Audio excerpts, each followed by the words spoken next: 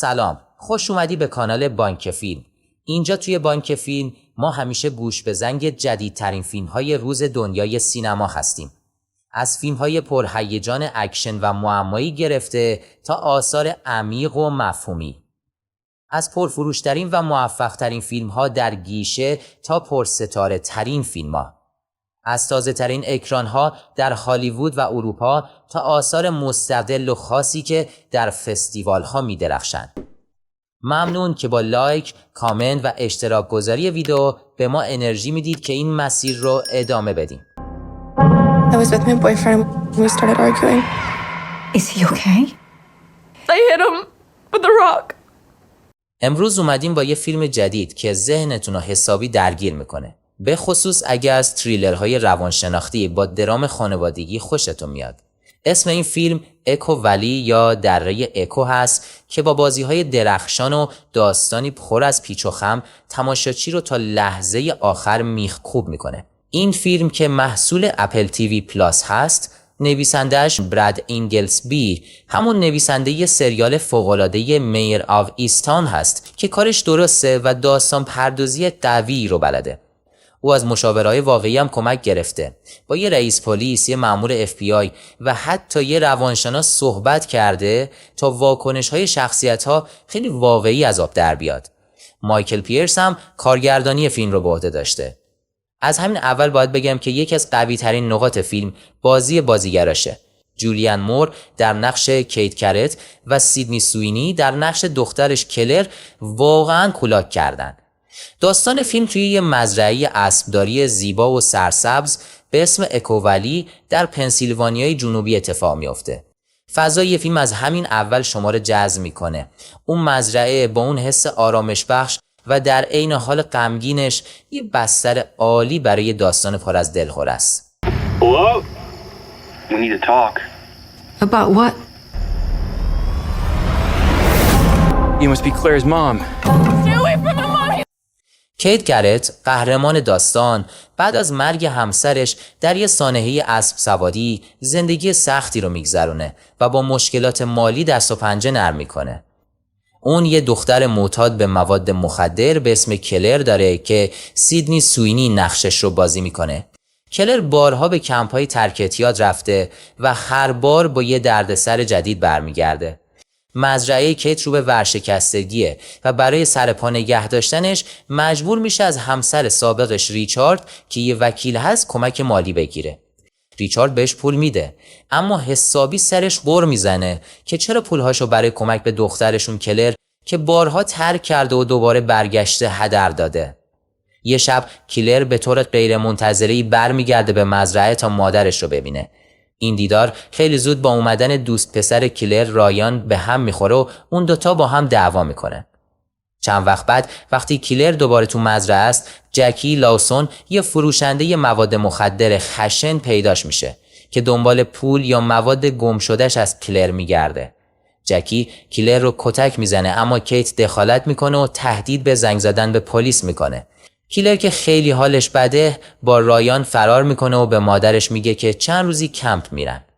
خب از اینجا به بعد اسپویله. اگه نمیخواین بدونید چی میشه از نوار پایین برید روی بخش بدون اسپویل. خب بریم سراغ قسمت اصلی داستان و پیچ و خمهای نفسگیرش. بعد از اون دعوا با جکی، کلر و رایان ناپدید میشن. چند شب بعد کلر با یه پیراهن خونی برمیگرده خونه و اعتراف میکنه که توی دعوای رایان رو کشته. میگه هولش داده و سرش به سنگ خورده. کیت که از این ماجرا شوکه شده جسد رو توی صندوق عقب ماشین کلر پیدا میکنه که خیلی حرفه‌ای توی یه ملافه و پلاستیک پیچیده شده. کیت که دیوانه‌وار نگران دخترشه و نمیخواد اون رو از دست بده، جسد رو میبره لب دریاچه و با یه بلوک سیمانی سنگینش میکنه و میندازتش تو آب تا غرق شه. بعد برمیگرده خونه و به کلر اطمینان میده که همه چی رو حل کرده. مدتی بعد از اینکه کیت پول جکی رو میده، کلر از مزرعه ناپدید میشه. کیت میره دنبالش و در کمال ناباوری کلر رو با رایان پیدا میکنه. کیت شوکه میشه و از کلر میپرسه که جسدی که دفن کرده مال کی بوده. اما رایان اونو به زمین هل میده و با کلر فرار میکنه. کیت حسابی به هم میریزه و از دوستش لسلی کمک عاطفی میخواد.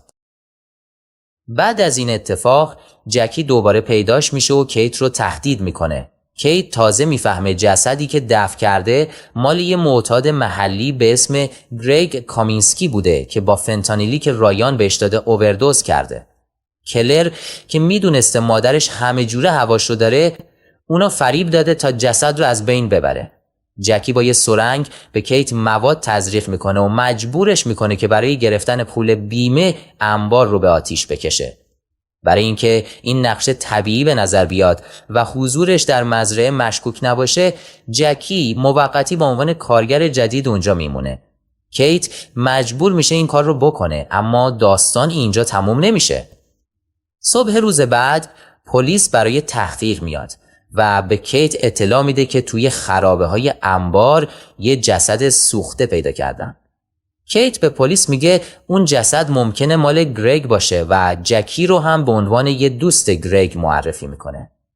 جکی رو برای بازجویی میبرن و در نهایت مشخص میشه که کیت با کمک دوستش لسلی جسد گریگ رو از دریاچه بیرون آورده و درست بعد از اینکه انبار آتیش زده جسد رو توی اونجا گذاشته تا جکی رو مقصر جلوه بده. به این ترتیب کیت از اتهام تبرئه میشه و جکی به جرم قتل دستگیر میشه. در انتهای فیلم کلر دوباره به مزرعه برمیگرده و از پشت پنجره با مادرش چشم تو چشم میشه، در حالی که سرنوشت رایان نامعلوم باقی میمونه. پایان فیلم خیلی مبهمه. کلر برمیگرده خونه و بدون هیچ حرفی فقط به مادرش نگاه میکنه. این پایان باز یکی از دلایل اصلی بحث برانگیز بودن فیلمه. آیا این یه پایان خوش هست یا دوباره شروع همون چرخه معیوب؟ فیلم شما رو با کلی سوال تنها میذاره. I know what you did. All roads lead back to you. I'm freaking out right now because I read the body's float. فیلم دره اکو در نگاه اول یه تریلر دراماتیک هست، اما به مرور متوجه میشیم که نویسنده و کارگردان بیشتر از این که به دنبال یه داستان معمایی باشن میخوان به درون کاراکترها به خصوص کیت نفوذ کنن. تم اصلی فیلم اینه که آیا عشق میتونه یه آدم رو ضعیف کنه یا قوی؟ کیت به خاطر عشقش به دخترش کارهای دیوانه‌وار و غیر منطقی انجام میده و سیدنی سوینی در نقش کلر به بهترین شکل ممکن یه شخصیت غیر قابل تحمل رو به تصویر میکشه. یه نقد که به فیلم وارد شده اینی که شخصیت کلر بیش از حد هیولا صفت به نظر میرسه. اونقدر که فداکاری های کیت بیشتر از این که تراژیک باشه آزاردهنده و غیر قابل باور میشه. البته کسانی که تجربه شخصی با اعتیاد داشتن این رفتار رو کاملا واقعی و دقیق دونستن. با توجه به این پیچیدگی ها شاید اکو ولی به جای یه فیلم سینمایی بهتر بود یه مینی سریال میشد که زمان بیشتری برای پرداختن به شخصیت ها و روابطشون داشت. سیدنی سوینی با وجود اینکه خیلی از ما اون رو تو نقشه جذاب و پرزرق و برق دیدیم، تو این فیلم نشون میده که چقدر به بازیگری به چشم یک هنر نگاه میکنه. کارگردان گفته که سوینی خودش خواسته بدون آرایش جلوی دوربین بیاد تا از اون تصویر پرزرق و برق فاصله بگیره و به واقعیت تلخ شخصیتش نزدیکتر بشه. اگه اولین فیلمی بود که از سیدنی سوینی میدیدید احتمالاً فکر میکردید که ظاهرش همیشه اینقدر داغونه. این فداکاری برای نقش واقعاً ستودنیه و نشون میده که سوینی دنبال چالش‌های بازیگریه. جولیان مور هم تو نقش کیت سنگ تموم گذاشته. کیت شخصیتی درونی و پنهانکاره. ما درد و رنج اون رو از چشماش میخونیم و فقط میتونیم حدس بزنیم که تو سرش چی میگذره. بازی مور تو این فیلم اینقدر ظریفه که شاید بعد از یه بار دیدن فیلم همه ظرافتاش رو متوجه نشید و برای درک کاملش نیاز به دیدن دوباره فیلم داشته باشید. اون تمام بار عاطفی فیلم رو به دوش میکشه و به بهترین شکل شخصیت زنی رو به تصویر میکشه که بیش از حد رنج کشیده. مایکل پیرس کارگردان فیلم به خوبی تونسته تنش رو حفظ کنه و هر بار که فکر میکنید اوضاع بدتر از این نمیشه فیلم شما رو غافلگیر میکنه. در کل اگه دنبال یه فیلم هیجان انگیز با یه پایان غیر منتظره‌ای که در عین حال شما رو به فکر فرو ببره، اکو ولی میتونه گزینه خوبی باشه. فیلم شما رو با یه سوال بزرگ تنها میذاره. مرز بین عشق مادری و رفتن به سمت تباهی کجاست؟ You have a lot, and I want it.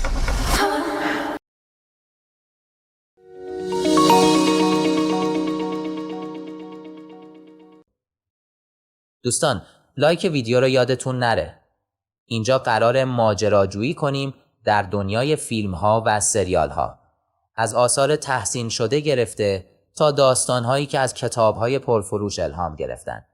از درام، جنایی، جنگی، علمی تخیلی و ژانر وحشت گرفته تا عاشقانه و کمدی.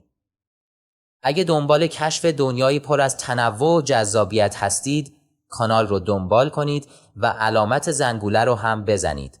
راستی اگه به فیلم های خاصی علاقه دارید بگید تا اونها رو در کانال معرفی کنیم. قرار اینجا با هم کلی چیز جدید کشف کنیم. برای ارتباط با ما هم میتونید به کانال تلگرام یا ایمیلی که در بخش توضیحات قرار داره پیام بفرستید. با همراهی بانک فیلم همیشه منتظر یه سورپرایز جدید از دنیای سینما باشید.